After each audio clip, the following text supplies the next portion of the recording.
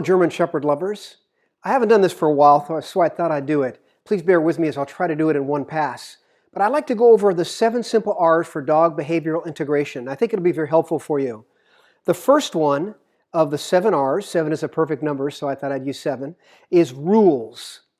Dogs thrive, they are social animals, and they thrive from an understanding of their position in the pack. In fact, a dog that doesn't know about their position in the pack is a dog that feels ambiguity and therefore becomes confused. So setting pack order is not something that you do as something just for you or to force it upon the dog. It's something that will give the dog a better life. And they're used to articulated rules, especially in the pack, as wolves do in the pack.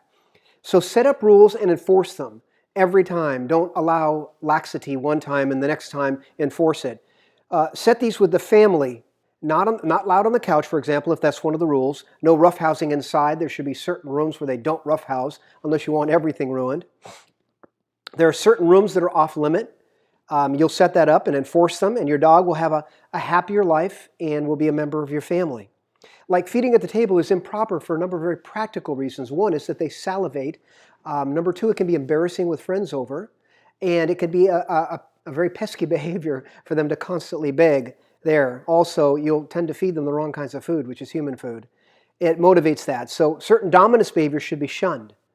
Second R, beside rules, is repetition. Dogs learn by repetition. That means by you consistently repeating things.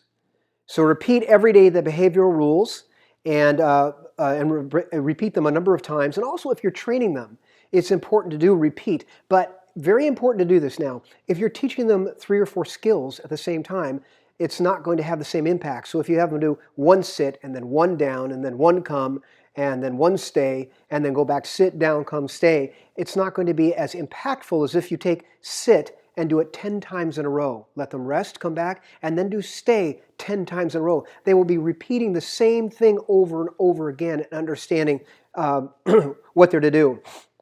A good time to train them is before a meal. The meal then becomes like a reward, or during a walk, because the walk time is really the wonderful bonding time for you. And the walk, as I wrote an article on the walk and how to use it for teaching and training your dog, is a wonderful time to train them. It's a great time to focus on behavior. Many times sitting, walk, then stop and sit, and teach them that over and over again. The third R, besides rules and repetition, is reward. Dogs are best rewarded not with human-style affections of kissing and hugs, although, I mean, there is a certain amount of use of affection, but with your time and your company. If you spend no time with the dog will then that'll indicate to the dog that you don't care, and it'll lead to behaviors, usually not good behaviors. It's a privilege for the dog to spend time with alpha dog. That's you. And of course, you can use food, toys, and praise. But reward must be connected to obedience. You just don't give a reward for no reason. The way we put it is that you give nothing for nothing. So you give something when they do something for you. And it doesn't always have to be. Sometimes you'll remove it, instead praise them. And praise serves as a reward also. The third R, beside rules, repetition, reward, is routine. Dogs are very comfortable with routine. Routine going out to the bathroom, routines on eating a certain time each day. Then there's less chance for error. It makes them feel more comfortable because it's harder for them to make a mistake because they know what to do and when to do it. So walks every day, quiet time in the house, laying down. Walks should be a structured learning time, as I talked about. And they'll learn this, and it'll become a very pleasurable time. And routine becomes pleasurable because it lets them feel less confused. Things aren't as uncertain. They're certain in their routine. It's scripted. Next is, beside rules, repetition, reward, and routine, is rigor. Dogs will always look for ways to move up the pack order. If you're ill, you may have to reset the pack order because they will have tried to usurp that authority. It's kind of natural for them. And be firm, be rigorous, and be consistent. And this is a very important thing to remember. One clear correction is worth 1,000 little ones. One clear correction is worth 1,000 little ones. It doesn't mean you always have to correct, but it means if you do it with consistency and rigor. And next, rules, repetition, reward, routine, rigor, and regularity. As I said again, I'll repeat it. Be consistent. Inconsistency leads to confusion in a dog. If you're inconsistent in your behavior, if one day you're angry for one thing and one day you're happy with the same thing, and when they do something wrong, consistently correct them. And the first time they fail. and consistently until they succeed. And they will. Use constant, unemotional reward and punishment. Don't lose your temper.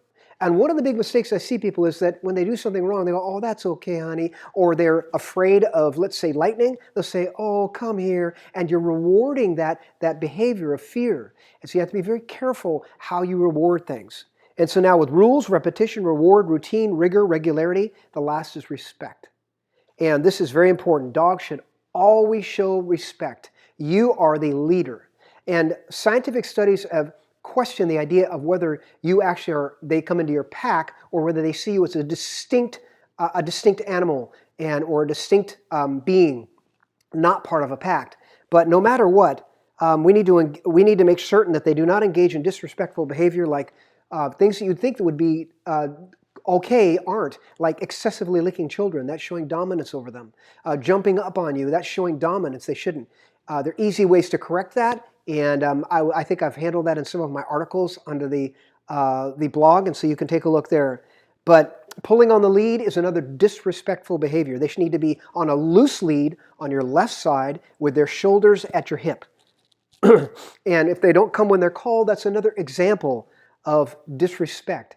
And it's not that you get angry over it, it's that we know that without respect, the dog will then not only usurp that thing that they're doing disrespectfully, but they'll look for more ways, seeing that there's a weakness in the structure. And we want to have a wonderful relationship with these amazing dogs. So again, there are the 7 R's: rules, repetition, reward, routine, rigor, regularity, and respect. I hope that was helpful. And God bless you all. Take care.